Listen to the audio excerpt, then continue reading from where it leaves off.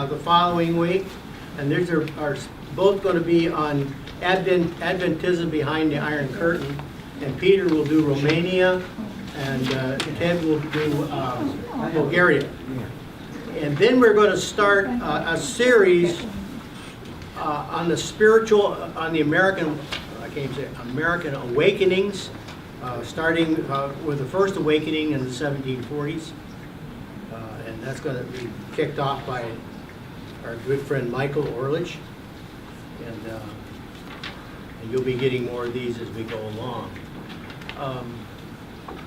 Just want to comment that if you want to make a gift to the Roy Branson Legacy Sabbath School, you can now do it online. You can go to the Loma Linda University website, Loma Linda University Church website, and we're one of those listed, so we appreciate your generosity. And we will be presenting some of the things that we'll be wanting to do with the gifts that we've received, so just bear with us a little bit. Trying to think of any other announcements that I need to make. Today our speaker is Ron Graybill. What? The events of this afternoon. Oh, thank you. You please tell me. There's Bill here. Well, okay. Now I'm the expert on Bill Johnson. This afternoon, 3 till 5 in Damaso. I've got the heading here somewhere. You can't hear you. Yeah, sorry. So Bill Johnson program this afternoon, 3 to 5. Let's just say Islam, and in light of current events, even overnight, maybe a valid conversation to have. Okay, is that correct? Islam at Loma Linda. Islam at Loma Linda, 3 to 5 today in the Damaso. In Damaso. That's the one on the far side over there. Just down there. The Muslim faculty will also guest Okay. the dean of the Muslim seminary at Claremont. Will be one of the main speakers. Okay. Jerry Winslow will speak the university side. Or if he's being bashful, this is the launching of the William Johnson Center for World Religions. He's been the catalyst to bring this into being this afternoon. Appreciate your good work. Appreciate your modesty, but don't be too modest about it. By the way, if you are visitors here today, we all don't speak with Australian accents. But did we learn last week that our English started in England and our speaker didn't have an accent at all? So That's the way it is still. okay. Anyway, our speaker today is Ron Graybill. And Ron is a graduate of La Sierra University. Went on to Andrews. You have an MDiv from Andrews University. And then went on to, and I want to make sure I pronounce it right, Johns, that's plural, Johns Hopkins University, where he received a degree, a PhD. And your specialty is 19th century? American religious history. Okay, not just 19th century. No. Okay. American religion. American religious history. And for years he worked for the White Estate in Silver Spring. That's only one S on that one. What was the other? I worked at the White Estate, singular. Singular. But people used to say, "Oh, you work at the White Estates, and you go to Johns Hopkins University." Anyway, by the way, Tommy John, the former pitcher for the Dodgers, is going to be speaking at La Sierra in the spring. And I sent the note out to some friends of mine, and I said, Tommy Johns. And he said, I didn't know there was more than one Tommy John. So I said, oh, I get that mixed up with Johns Hopkins. So, but anyway, today Ron will be discussing some of his latest discoveries, experiences, and you spent some time at the new White Estate facility. And so I'm just going to turn this over to Ron in just a moment, but let's just bow our heads for prayer. Thank you again, Father, for the chance to be here today. We would just ask that you be with Ron in a special way as he presents to us. We want to thank you that we have this opportunity. together in freedom. So guide us now, we pray in your name. Amen. Okay, let's turn the lights off, and I think that most of the time the video can focus on the screen. This picture has nothing to do with my presentation, but I wanted to save my presentation a little bit. Is this two dots No, not at all, not at all. So let me tell you the story. The first week in November of 2016, I flew to Washington, D.C. and drove out to the headquarters of the Seventh-day Adventist Church in Silver Spring, Maryland. I'm being a little more full with this because it's possible that these things go up on YouTube and some stranger happens to stumble on it and will wonder, what in the world are these people talking about? So that's why I mentioned these details. I did my initial research in this room, one of the library rooms of the Ellen White Estate. In this and adjoining rooms in the basement of the General Conference building are housed the letters, manuscripts, diaries, and resource materials related to Mrs. White, the co-founder and visionary prophet of the Seventh-day Adventist Church. In the next room are the drawers containing the polished transcripts of Mrs. White's writings. She wrote everything by hand. Others corrected, polished, and typed up her writings. My particular focus was on her handwritten diaries and journals during this research trip. In 3 days of research, I got through about half of them. I learned that she was anything but a careful diarist. Some of the diaries are full, some have only scattered entries. The most interesting thing about the diary is actually the notes and clippings in the fly leaves of these journal books. There she recorded recipes for home remedies, names and addresses of individuals, and records of purchases. Nearby were all of her handwritten letters in archival plastic sleeves. I did not examine these, but I have transcribed more than 200 pages of such holographs using facsimiles. My attention was very quickly diverted from the tedious research I was doing to the large, beautiful, new, multi-room Ellen G. White Visitor Center, which I called Visitor Center for a while. Now I see it's Visitor Center. There I found a number of holographs on display, including this page from the manuscript of Ellen White's book, The Great Controversy. Other exhibits provide documentation on just how the editorial work on her handwritten documents was done. This is a literal transcript of one of her documents with marks showing how her editors actually moved things around and corrected errors. Now, I actually prepared the first draft of this, but Bob Olson has copied it over, and that's what you're seeing there. Above these documents are captions and photos further explaining the process. Included were photographs and brief biographical information on her most prominent secretaries. And of all of these secretaries, only Fanny Bolton ever complained about the process.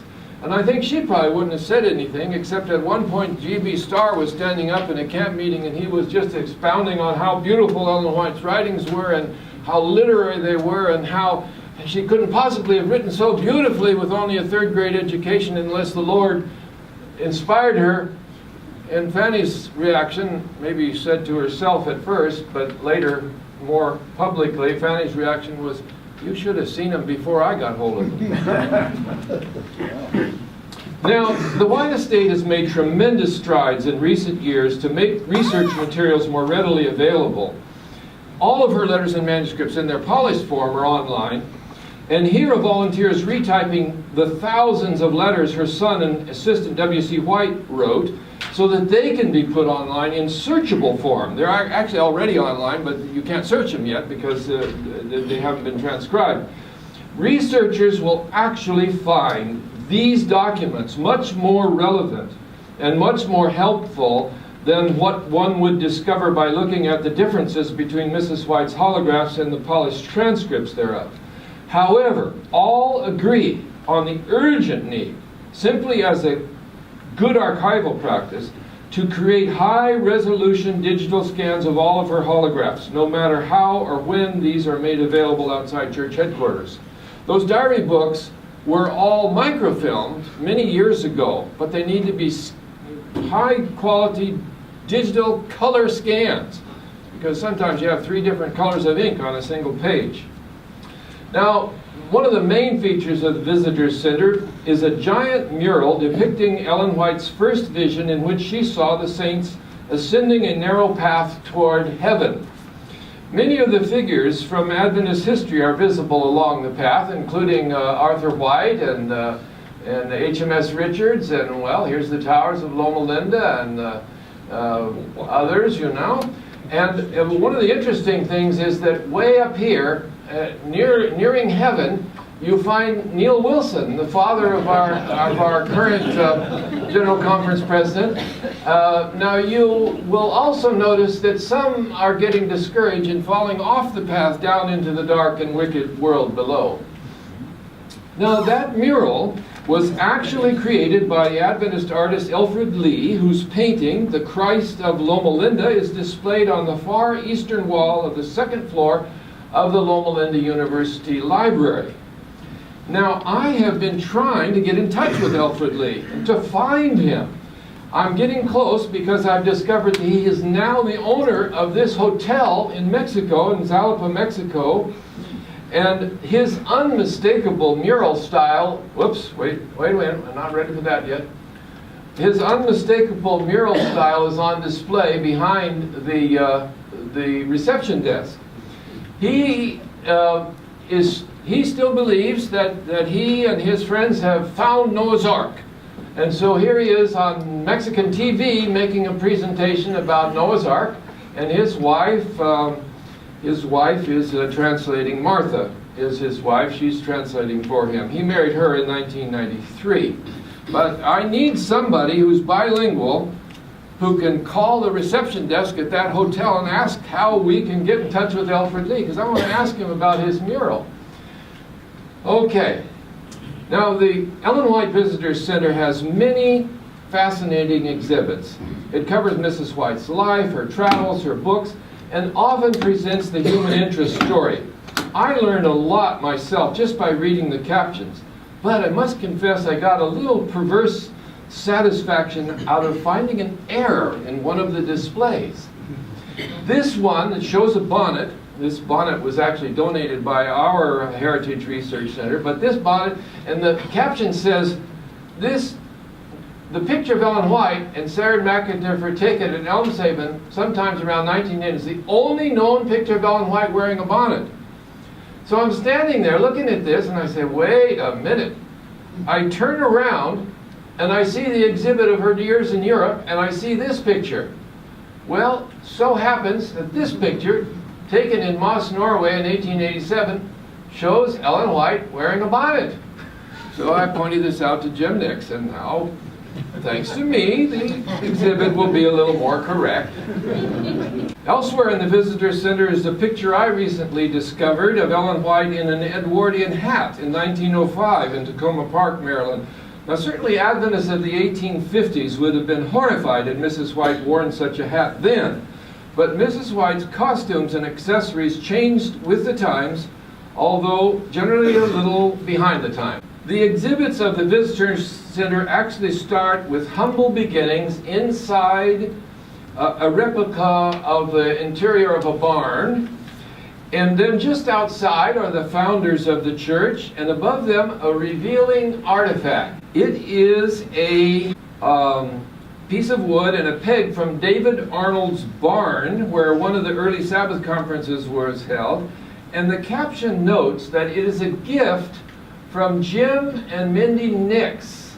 Now, there's a lot of things like this in the Visitor Center that are gifts from Jim and Mindy Nix. Yes, the Visitor Center has been a lifelong dream of Jim Nix, who has been the director of the White Estate since 2000. As early as high school, Jim got interested in collecting books and documents and artifacts pertaining to Adventist history. When he graduated from the Adventist Seminary in the early 70s, unlike most of his classmates, he received no call to the pastoral ministry. So Loma Linda, knowing his interest in historical materials, brought him in to create the Heritage Room in the library. He cultivated his connections with the White estate and convinced Arthur White to make Loma Linda the second Ellen White Research Center in 1975. And later, the Loma Linda Research Center became a branch office of the White estate, giving our library an even larger collection of Ellen White materials. In '93, Jim was called to the White estate itself, and in the year 2000 became the director. Now, along the way, and this is another exhibit there in the Visitor Center, along the way, Jim helped found and expand Adventist Heritage Ministries, which buys and restores Adventist buildings and homes, including William Miller's home and the Wood Street home of the Whites in Battle Creek. Indeed, someone created a detailed dollhouse model of the Whites' Wood Street home for the Visitor Center. Now, a piece of the threshold, see there? A piece of the threshold to Ellen White's bedroom in the Wood Street home is on display, together with photos of all the many places where she lived in her lifetime. Now, some will think this is a bit over the top, but I don't. You know, I've gone around and taken pictures of all of the houses that I lived in when my childhood and youth. So Jim Nix and I are both a little over the top. The exhibits include many facts and locations where Ellen Harmon spent her early years in Portland, Maine.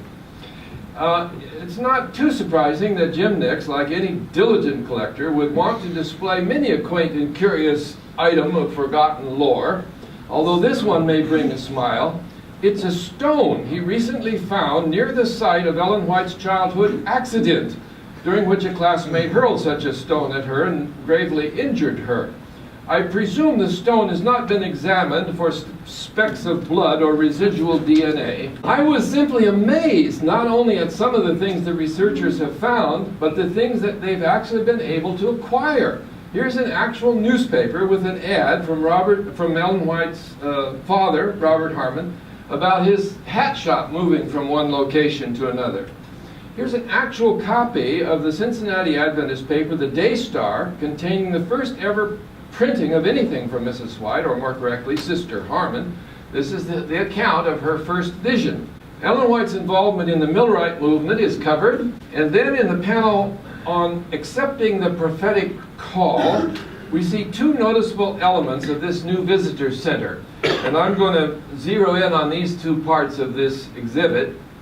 First is this one about people and places she encountered during her childhood and during the Millerite movement. And the surprising thing is what's right down here at the bottom. This is a caption about Israel Damon. Now, 40 years ago, Israel Damon would never have been mentioned in such a museum if he had even been known. But not only is he mentioned, but the caption about him and the boisterous meeting in Atkinson, Maine is remarkably candid and non-defensive.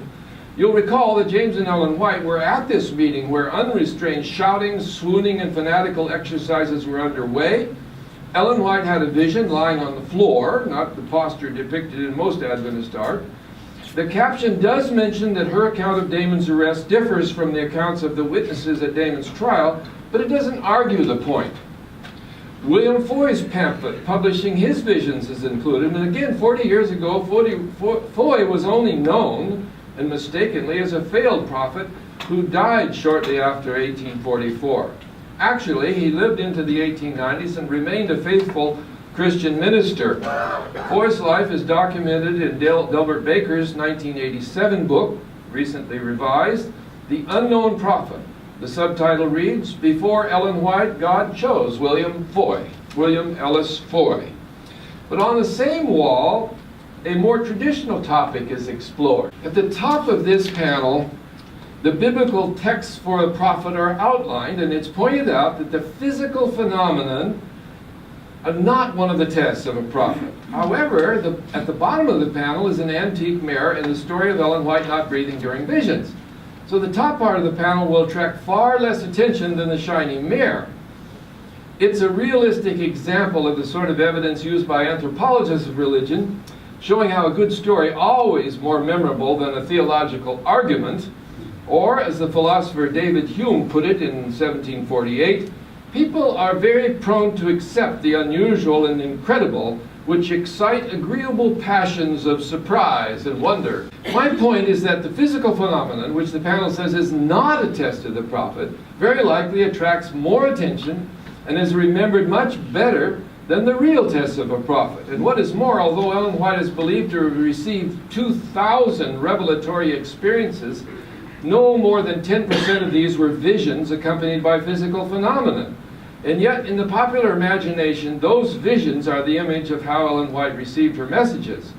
Little attention is given to her 1,800 dreams as modes of revelation.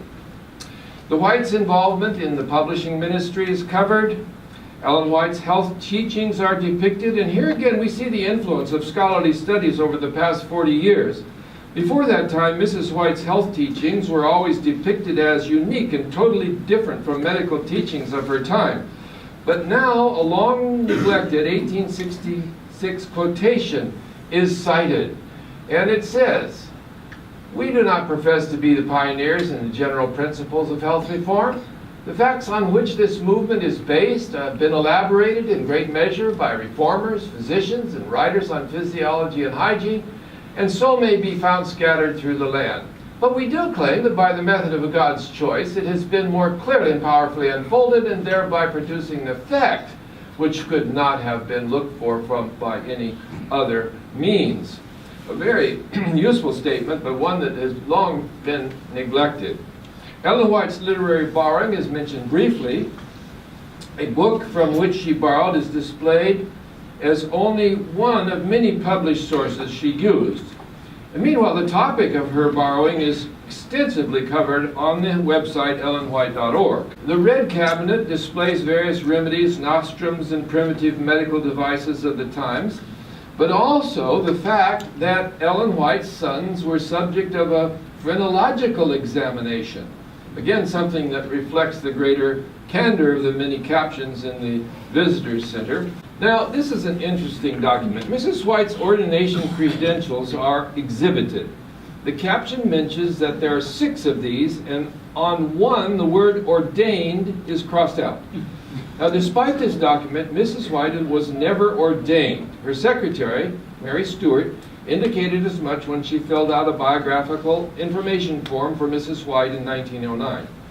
But this creates a problem that I've never heard any comments about. Here's the problem. If Mrs. White was never ordained, why was this document created? If Mrs. White was not ordained, this is a false and fraudulent document. Why was it created? Whom did it intend to deceive into believing that she was ordained? My recollection may be faulty. I'll admit this. My recollection may be faulty, but I recall Arthur White saying it was used to secure clergy discounts on railroad fares. Okay, we'll get back to that. Remember now, prophets are human. Prophets are human. He's not as bad as David's adultery, and we believe he's inspired. Okay. Ellen White's teaching on education are covered. A fascinating panel covers Ellen White's family. Let's see, we'll get to that one. Her siblings, her children, her grandchildren, and information about them, even where their graves are to be found. We learn that her 2 oldest grandchildren, Ella and Mabel, the daughters of W.C. White's first wife, Mary Kelsey, are actually buried in Loma Linda. So, here are their graves, with that of their husbands, found in Montecito Memorial Park, about a mile from where we are this very morning. Now, the fact of Ellen White's marriage to James White, and that it was sometimes stressful, is covered in a long caption. But there's a kind of euphemistic passage here. It says, and revealing James' high regard for the messages God sometimes gave his wife for him is the fact that after admonishing her in a letter not to write him any of her merely wifely advice, he told her that if God gave her a message for him, she should send it. Well, you know, James was a little more caustic than that. Here's what he wrote. I shall use the old head God gave me until he reveals I am wrong. Your head won't fit my shoulders. Keep it where it belongs, and I will try to honor God in using my own. I shall be glad to hear from you, but don't waste your precious time and strength on lecturing me on matters of mere opinions. Now, I don't know if he would have said it that forcefully, but that's what he wrote. And we wouldn't even know that he wrote that, except she quoted him in a letter that she wrote to a friend, that probably tried to get a little sympathy to show her friend how awful he was being. Now these letters came to light in the 70s when the Lucinda Hall letters were discovered. And my unauthorized use of the Lucinda Hall letters and that passage in my doctoral dissertation is in part what earned me an invitation to resign from the White estate. Later, Gerald Wheeler's biography of James White made extensive use of those letters, although even he shied away from directly quoting James' admonition that Ellen White should keep her head on her own shoulders.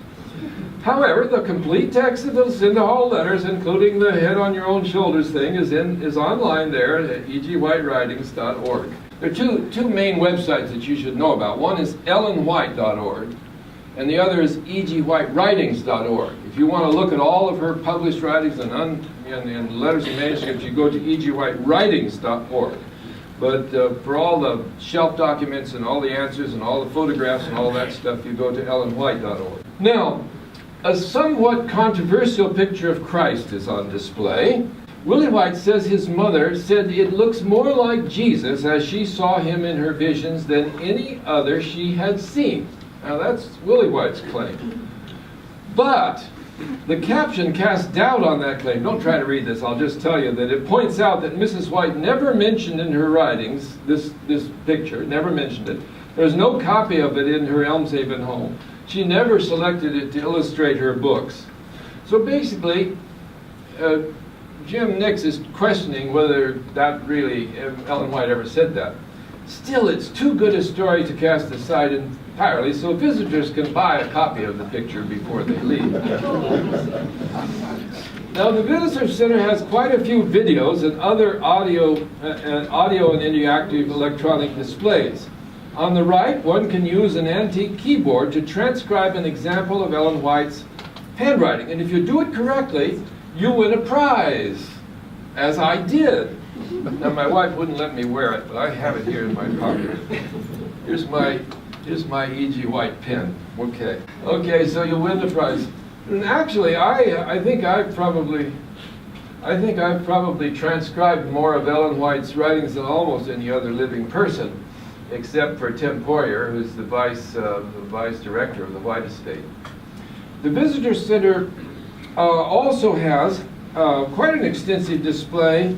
James Edson White and his work among African Americans in Mississippi and elsewhere in the South, Ellen White's support of that work.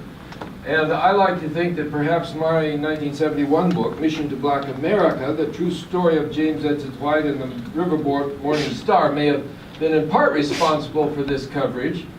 And of course they have a nice model of the Morning Star included in that exhibit. Mrs. White's international work is covered, both her European visit from 85 to 87 and her Australian sojourn in the 1890s. Now, when Mrs. White left Australia, a beautiful memory book was presented to her, full of drawings, photos, and messages of gratitude.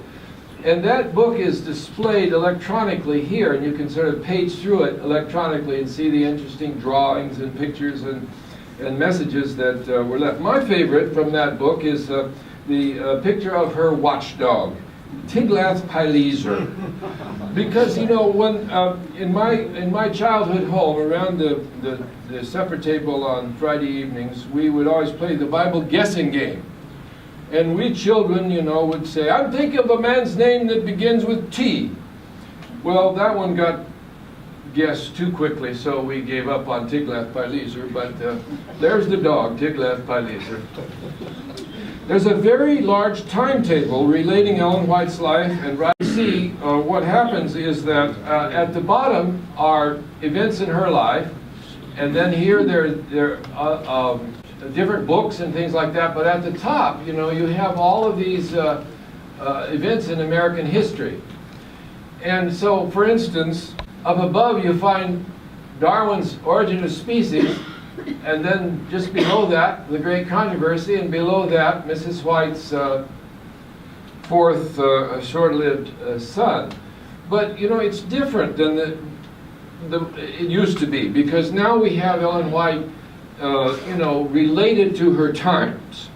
Related to her times. But of course, the highlight of any visit to the White estate is the chance to hold the big Bible. It may be a religious relic, but we have to acknowledge that it realistically reflects the faith of many. Many of us saw it in our school days, like Jonathan Butler's brother David at Glendale Academy in 1960. D.A. Delafield came along with the Bible. He's timing David, who was the strongest boy in school at that time.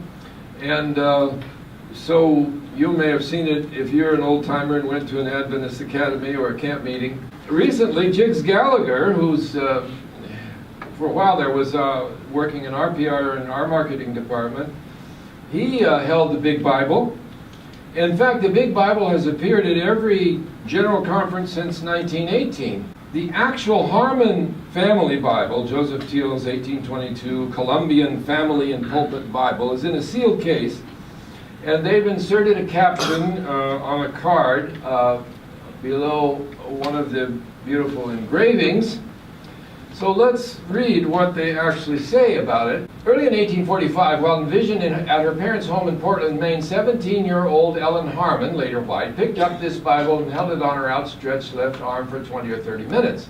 The story was documented by Jan Loughborough, who interviewed those present. The Bible weighs 18.5 pounds and was printed by Joseph Teal in 1822. My problem is with this word, documented. Rather, Loughborough presided hearsay evidence nearly 50 years after the alleged incident, and he obviously confused the story with another account of Mrs. White holding a smaller Bible. But, you know, Jim Nix, being a bibliophile and a collector of antique books, couldn't resist.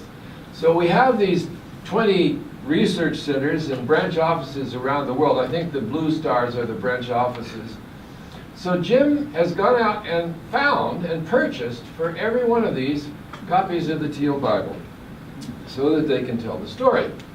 And you can, they have in the visitor center there, they have copies of the guide and a story about Ellen White's vision in Randolph, Massachusetts, during which Mrs. White held a smaller Bible, but the artist has made it look very much like the Big Bible. So the Big Bible, the Teal Bible, was a folio Bible, and here's a $10 bill on it, so you can see, and the Randolph Bible was quarto, and here's a $10 bill on that, so you can see that it was smaller. They're still both miracle stories, but you know, these two stories were confused by Loughborough, and they're confused by many Adventists, and so on. Now, I want to back up a little bit. My friend John Butler said that teachers now use something they call realia. Well, realia is a physical object that you show to the students to help fix the story in their memory. So I can imagine if a teacher was telling the story of George Washington chopping down the cherry tree, she might give the students cherry cough drops to help them remember the story. But she might alter the story a little bit for today's world, and she might say, George said to his father, "Father, I cannot tell a lie, but would you consider alternative facts?" Now,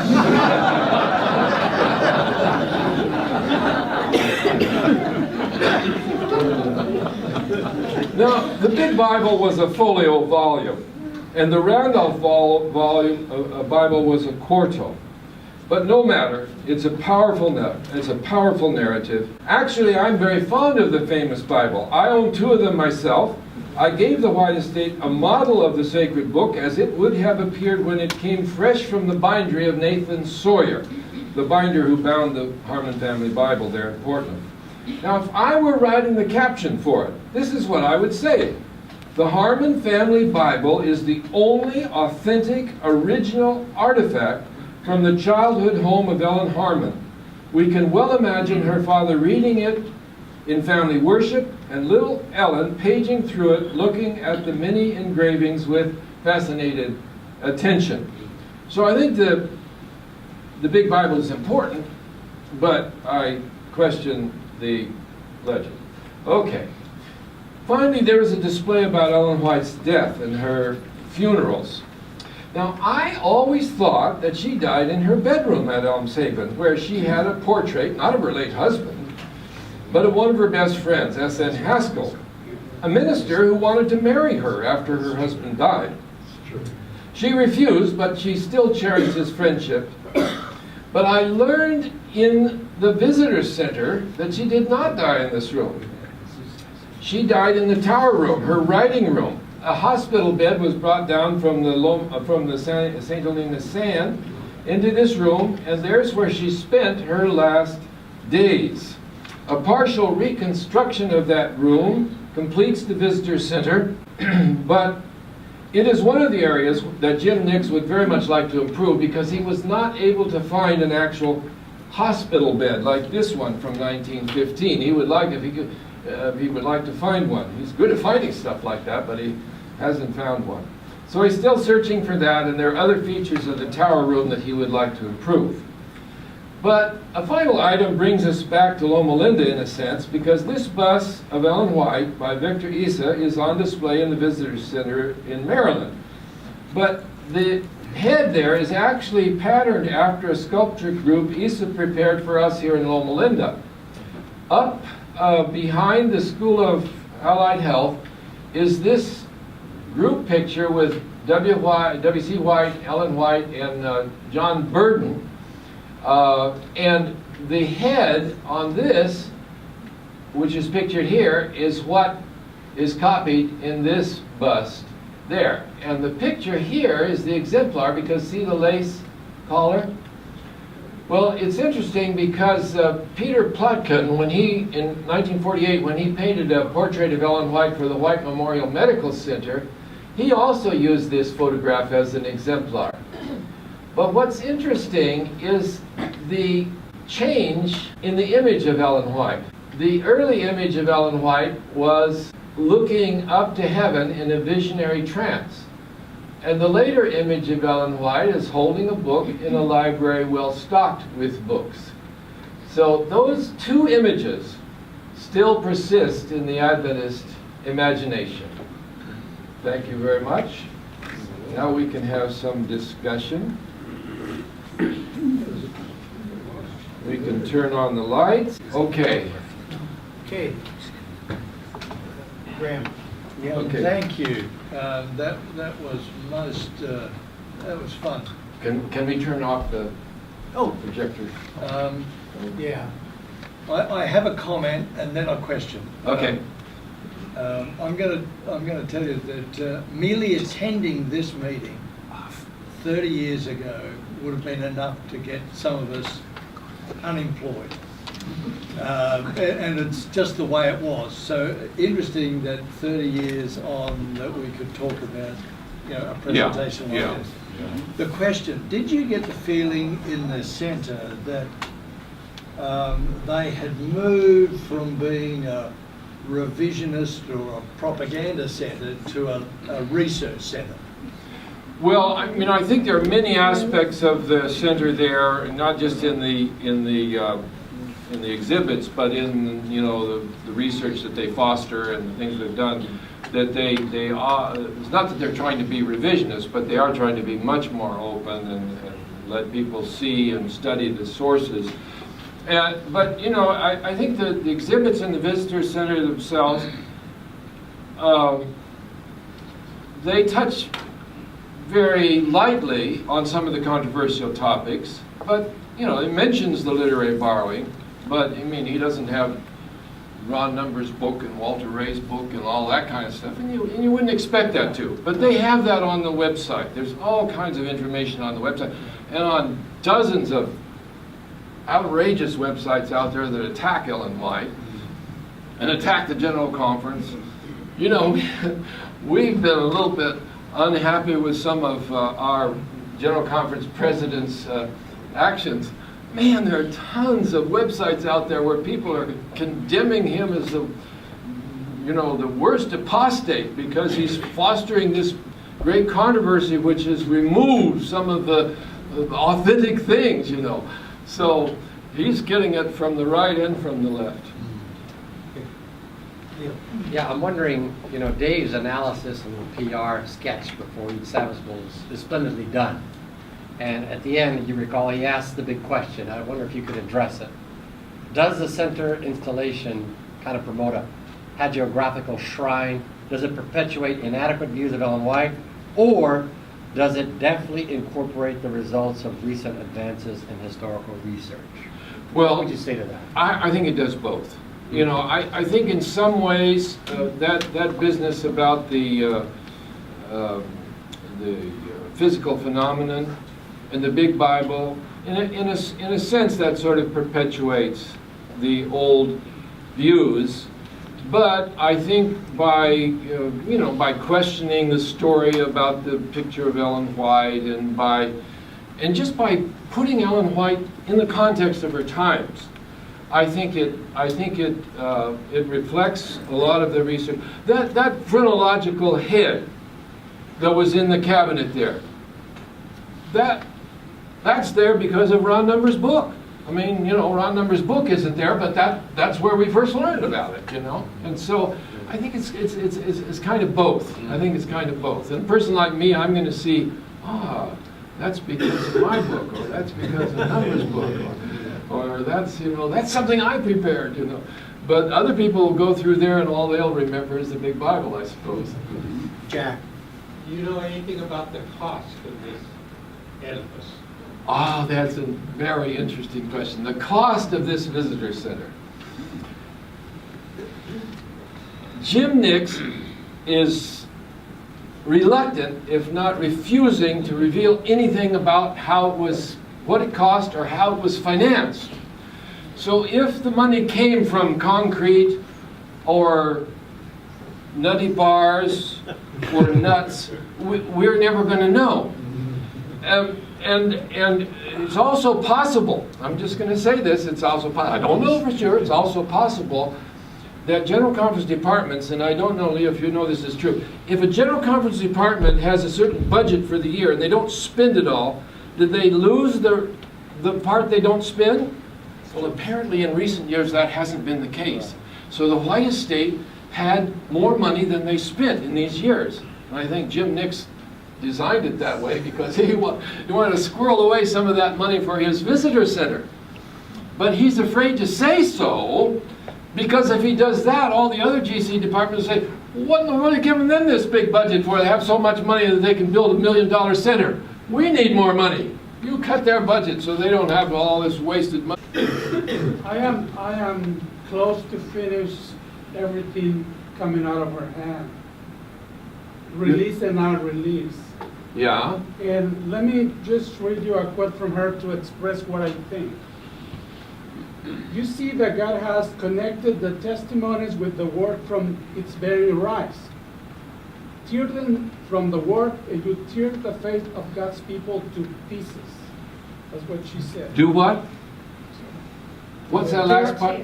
Tear them from the work, and you tear the faith of God's people into pieces. Okay, did you think I was tearing the testimonies from the work? No. Okay, good. Okay, now. Peter. Ron, you mentioned that Ellen White wrote her letters by hand. Yes. But if I remember correctly, in 1880, in Ellen White's office appeared a typewriter. Yes. Okay. As a historical fact, Ellen White was typing, or her secretary was typing from 1880s her letters?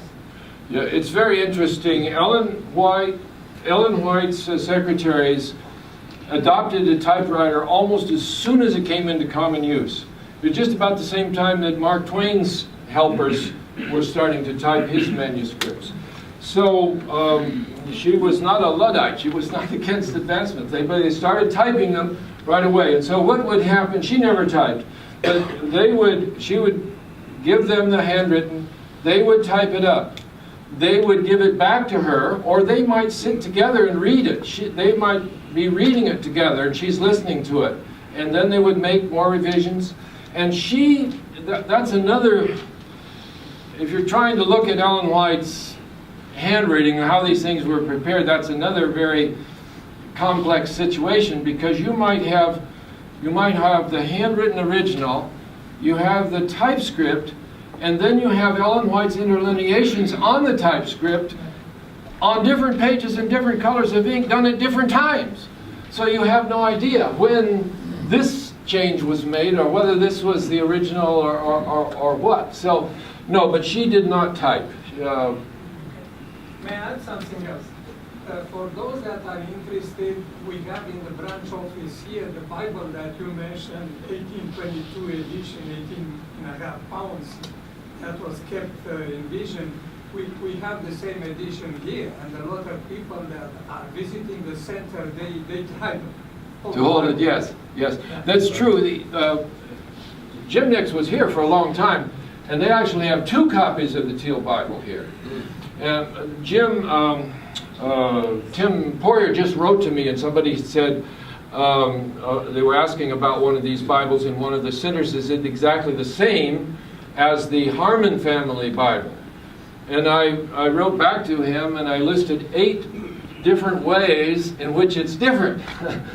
Now, in which one or another of the Teal Bibles are different from the Harmon family Bible. Let me see if I don't want to try to give them all, but mainly the text and the notes are the same in all of the copies. But the choice of and placement of the engraved plates, the pictures, are different. Any one copy, and I think these copies here have about 35, 36 plates, but I've located more than 70 different plates in different copies. The one in Brazil has about 6 unique, totally unique plates that are not found in any other copy. So you can take the 2 copies that they have down here and page through them and see differences like that. And some copies don't have the Apocrypha and some copies do. But Probably an insignificant question, but we do know that the apocryphal writings were in the Harmon Bible. Yes. And where were they in the Bible? First in front, and back, in the middle. And did Ellen White ever quote from the apocryphal writings to make a point? Well, let me say a couple things there. Some copies of the Harmon family Bible, some copies of the Teal Bible, include the Apocrypha, some copies do not. These Bibles were put together just about the time that the Apocrypha was beginning to lose credence, and eventually American Bibles didn't have it. So some copies have it, some copies do not. I mean, it's possible that Teal, as he was sending out pieces of the Bible to his subscribers, sent them the Apocrypha and they decided to leave it out of their bound copy. We don't know. Ellen White did quote the Apocrypha in her first vision. I, years ago, wrote an article about, in fact, I spoke about the first vision here, and she did talk about, she did have some language from the Apocrypha, and she once said, the Apocrypha is a hidden book. The Bible is a standard book, the Apocrypha is a hidden book, and the redeemed in these last days should understand it. But as I mentioned before, I didn't have a class in the Apocrypha in the seminary. But anyway... well, I do know that Dr. Cox pointed out several places in the New Testament where basically quoting from the Apocrypha. Of Apocrypha itself. Anyway, that's all I know about the Apocrypha. Before you get your second shot at it, I'm going to... Yeah, I just had a question about, you mentioned Fanny Bolton? Fanny Bolton, yes. Her secretary, and mentioning how she revised, because it's something I've always heard about how wonderful she was of a writer for having a third-grade education, and that's an evidence of divine inspiration. What have you seen the manuscripts that were given to her secretaries and read through? I mean, grammatically and. Well, no, but I think there are 2 things on the question of Fanny Bolton and her secretaries and the way these things were done. I think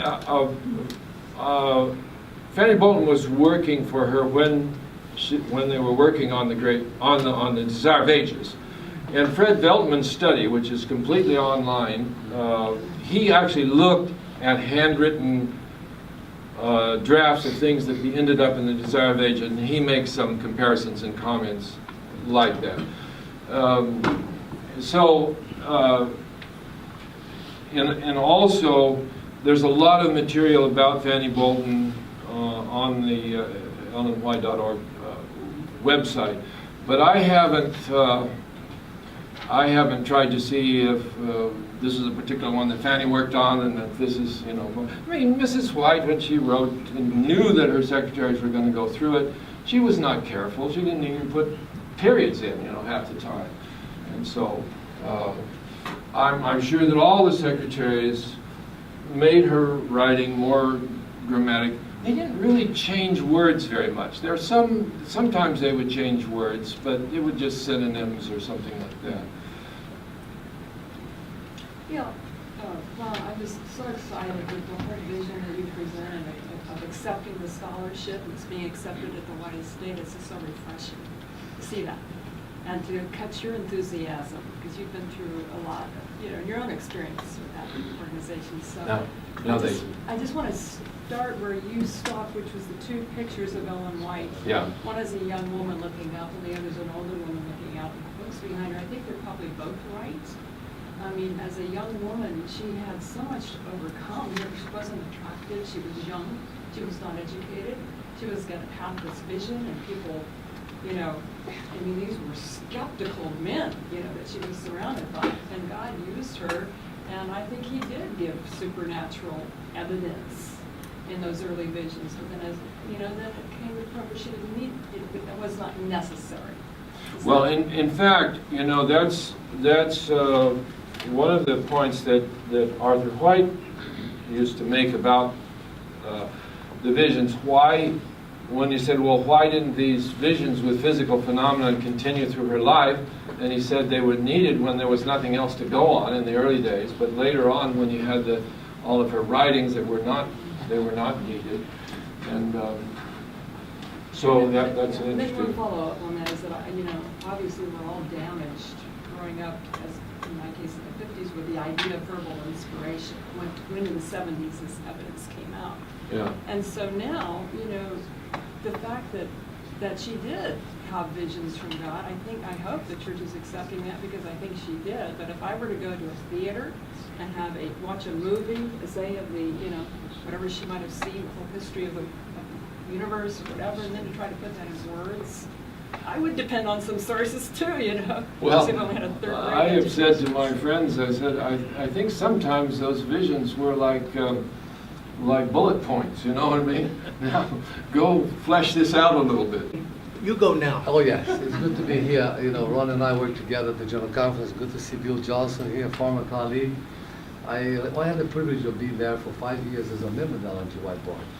And the thing that thrills me has influence around the world. As you see, all the Ellen G. White states have been going all over the world. When the walls came down, and this group should know here, probably seen, Elder Wilson asked me to go and visit some of these former communist countries. And the thrill that I had was to see those books of Ellen G. White written by hand. And some typewritten, and they had to cover themselves before they could otherwise go to Siberia or someplace else. But there in one of the countries, I found one of a man that wrote the books by hand. Yeah. And I brought these books, and the first time they had those books at the General Conference. So they are there now, and what inspiration they have been to the world. So I should have done this. I think I have some pictures, because in the Visitor Center, there are examples of these books that were created secretly in these communist countries. The first one probably the one you brought. The very first one. Yeah. The one that thrilled me was done by hand. Yeah. By a very simple man. Yeah. It's just unbelievable. Yes. And some people went to jail for doing it too. Yes, exactly. Hank, did you have a question? Oh, I was going to want Leo's comment. okay. Quick comment. Thank you. This was just great. I so appreciated it, and it's helpful for me to understand the role of the secretaries. For instance, Susan and I, when we years ago read the chapter in Desire of Ages of the beheading of John the Baptist, and she's talking about Salome, and there's this phrase, Salome, who deceived Herod, was in the first flush of womanhood. It was straight out of a novel, the phrase. Did she really write that? You got to be kidding me. But here's my question. There's Adventist history, of course, Ellen White, her life, and the role she played in the Adventist Church. And of course, the center is an interpretation of that. And so as an Adventist historian, does the center do justice to her life and the role she played in the church? Are the accents in the right places? What do you think? Oh, boy, there's so much there. And in fact, when I got back, I started looking at the price of tickets to fly back and get some answers to the things I didn't think, but my wife says that is over the top. So I can't go back, but I'll get back eventually. But I just think, well, let me put it this way, and you may understand what I say. If you took if that center had been designed by some of the most conservative members of the White Estate Board, instead of by Jim Nix, it would be very different. It would be very different. So I think it's a remarkably balanced presentation. Yeah, I mean, You did a great job. You Yeah, did a great I think job. Jim did a marvelous job. Yes. All right, one last question. Oh, you didn't have, well, then that was our last question. Thank you very much. You're welcome.